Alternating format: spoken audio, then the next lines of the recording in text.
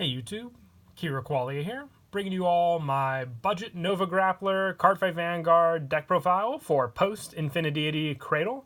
This is the most requested budget deck after the Angel Feather one. I'm actually very happy with the results of this budget deck. The whole focus of the deck used the majority of the cards from the Infinity Cradle booster pack. We actually didn't have to use any holos. I actually liked all the rare and common options we had for this version of the deck, which the main focus of this one uses the front triggers for a bunch of different effects you have for all the other different units we have. And we actually got two pretty good grade 3 units for added support for this budget deck. I'd say in total this deck definitely can fall underneath $10 to $5 if you were to collect it all in one go. And overall, I'd say give a pretty good result if you're just looking to see what Nova Grappler can do as a whole with all the different forms of the deck we have. So let's go ahead and get started with the deck profile.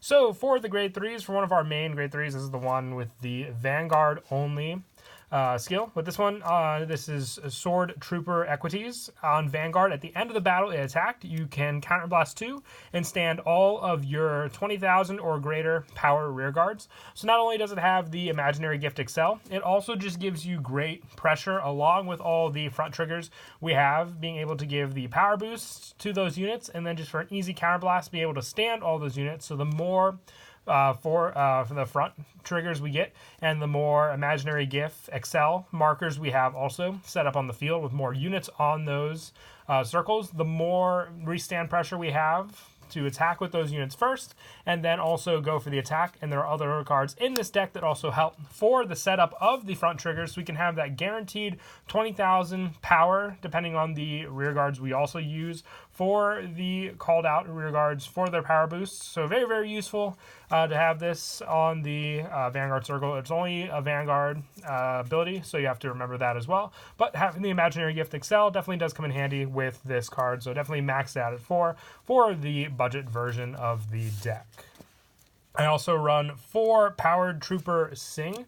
With this one, once per turn on Rearguard only. It also has Imaginary Gift Excel, so if you need to ride it, it's still an Imaginary Gift Excel target for the ride. Doesn't give you any ability on the Vanguard circle, but on rear once per turn, when it attacks, counterblast 1 and discard a card from your hand. This unit gets drive -1 until the end of that battle, and you perform a drive check for this battle. It's a once per turn. If it could restand and use it again, it'd be insane, but still having that drive check pressure for just discarding a card gives this card a drive check on a unit that would normally not have a drive check on the Rearguard circle in the form of Powered Trooper Sing. So just having that pressure for the counterblasts. The grade 3s are the main part of the deck that eat up a good amount of your counterblast. I don't really think there's anything else in the deck that we've gone for that uses counterblast, but having this as another pressure on the Rearguard along with the restand power just to be able to get front triggers before we even attack with our Vanguard, attacking with this, potentially getting the front trigger, and having the power plus setup all ready for Sword Trooper Equities before we even attack with it is immense pressure all on its own, because then we could have the power boost for the other units as well. Using Sing for that combo definitely does come in handy. And then lastly, for the grade 3 lineup, just for a little added backup, because the front trigger having the plus 20 power for our equities is a big part of it. So you want to have rear guards that can also potentially have the power boost just by one front trigger, because if we use too many 9K units, they could potentially not hit the 20K. So you want to have Sing and Bugabooed Mammoth, the best name ever for a unit, on your rear guard. When it attacks, if you have 7 or more units, this unit gets plus 15 until the end of that battle. So being a 12K on its own, if you get the front trigger, you'll have the requirements for the restand when you use equities, but also just being able to hit plus 15 on its own for that power boost when you have 7 or more units, which you can easily do with this deck as well. Helps for more pressure if you even set up this Sing before you attack with your Bugabooed Mammoth. You can attack with Sing, potentially get the front trigger, and then attack with your Bugabooed Mammoth and have even more power along with the plus 10 power and the potential trigger you can get off of your Sing on the other rear guard as well. I only like the 2 though because it doesn't have an Imaginary Gift Excel like the other units do. So I just wanted to stick for the 10 grade 3 for those power options, but still very, very useful on that rear guard option. You should the majority of the time be able to have one of your other ride targets available to you for your grade 3s to at least get get the Imaginary Gift Excel, and also very useful for this card since you need to have 7 or more units, so you'll need 2 Excel circles set up also. And that is it for the grade 3s. We'll now move on to the grade 2s. I run 4 gain, K, or X2. I thought it was a K for a second. With this one, once per turn on Rearguard, when your drive check reveals a front trigger, you may stand this unit. So even if this card doesn't have the power of 20,000, you won't be able to restand it off of your Sword Trooper equities. You can still stand it off of its own ability, because when you get the front trigger, stand this unit. So if you have the setup, which we'll get to in just a bit with the grade 1 unit that helps with that setup, you can use gain X2 for that pressure to restand itself with its own ability when you get a front trigger. So I've also running a majority of the triggered units in this deck being a front trigger, and it's just a once per turn. Otherwise, I think it'd be insane since we have the potential for 2 drive check sessions, and then, in between those, other rearguard attacks for that pressure, but being able to restand it for the 19k power and then attack again, or just keep it stood and then have the chance to get another front trigger with this card definitely does help. Relying on that front trigger definitely does come in handy with this card, but still great pressure overall, especially. So I definitely want to run 4 of it since the front trigger plays are the main part of the deck.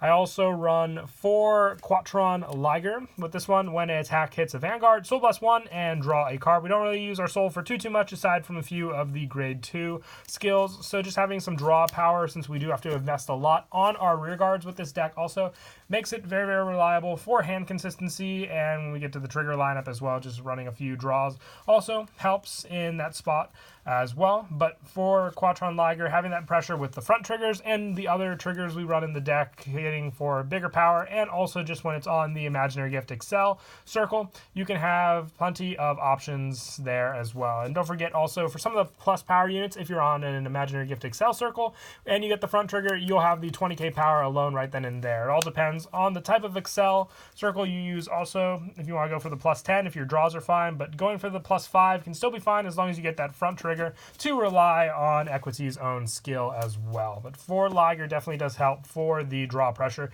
you can do against your opponent, and being able to restand this potentially to use it again is what I love about the synergy this deck has altogether.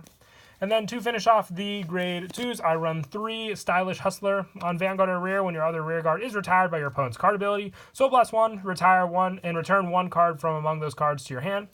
Return even when this unit was retired at the same time. So it just gives you, saves your units from your opponent's cards. When they're getting destroyed, return them to your hand for you to reuse, or at least protect them from your opponent when they are destroying them with their own abilities. I only run 3 of it. I wanted to max out on the draw power with Lager, and also the gain X2 for the front trigger pressure, but the fact that this is a ride target also makes it for a potential grade 2 ride that I'll go for, and then I can go early game pressure, and then if my opponent tries to retire those units, I have more of the Soul Blast power with this card to rely on, which you'll build up a lot of soul when you ride into your grade 3s as well, because you'll need that soul for all the other effects, including Quatron Lager and Stylish Hustler. And that is it for the grade 2s. Moving on to the grade 1s, I run 4 Exclusive Mechanic Strokin II. With this one on Rear, when your drive check reveals a front trigger, this unit gets plus 10 until end of turn. So this even potentially on the front row when it attacks. If you have the stand all of your rear guards with 20,000 or greater power, you have this option to restand this card with its power alone if it gets plus 10 with the front trigger, and then if you get a second front trigger, it gets plus 10 as well, making it strong enough to restand this card. So it's just the perfect boost option for your units on your main Vanguard circles, since you'll be able to restand this card along with the other cards. Since this card gets power additionally, it can get the front trigger power, but it can get that plus 10 off of its own ability, and then if, like I said, you get 2, you'll be able to restand it. Or if you just want to go for the full-on pressure with your unit, you can hit for bigger numbers even when it's on the front row, getting the front trigger and its own plus power until end of turn.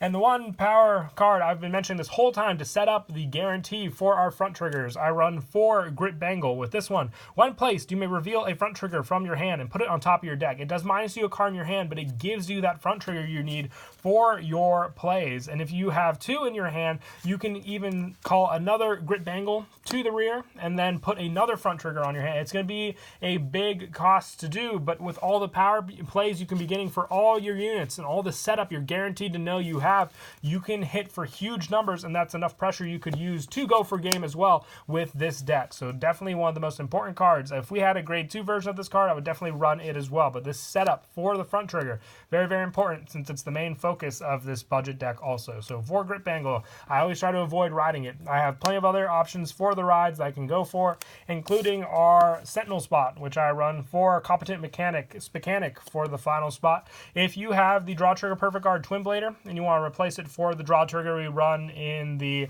lineup instead, you can place in the 9K no shield units, which depending on whichever one you run in the deck to fill in this final spot. I just have 12 grade 1s as the lineup since I want to focus more on the grade 2s that will be calling to the Excel marker circles. But Specanic being the discard draw helps us go through the deck faster, and just having the Sentinel power to block against the bigger attacks also.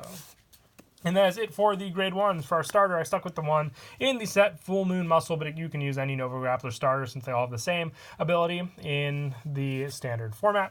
And then for the trigger lineup, we spoke enough about front triggers this whole game, so the only card that's not in this set, I run 4 Turbo Riser, which is in the Infinity Cradle set, but I also run 4 Cannonball. This is the one card that wasn't in the set just because I definitely recommend running 8 front triggers in total for this deck. Even 12 if you wanted to potentially take out the draw. I don't know if we have a third front trigger or not. If we do, you can try taking out the draw spot as well for that, but I have 8 front triggers in here for now, and the 4 3 minutes, but like I said, if you have Twin Blader and you want to run those instead, be my guest and do that. Just take out the Specanic for the 9K no shield grade 1, and lastly the 4 heal trigger, the Wall Boy, for the final part of the deck. But that is it for the deck profile. I hope you all enjoy the video. It's definitely a fun deck, and like I said, very, very affordable if any of you are trying to check out Nova Grappler and see how the deck plays. But until next time, please don't forget to leave a like and subscribe, and Kira Qualia out.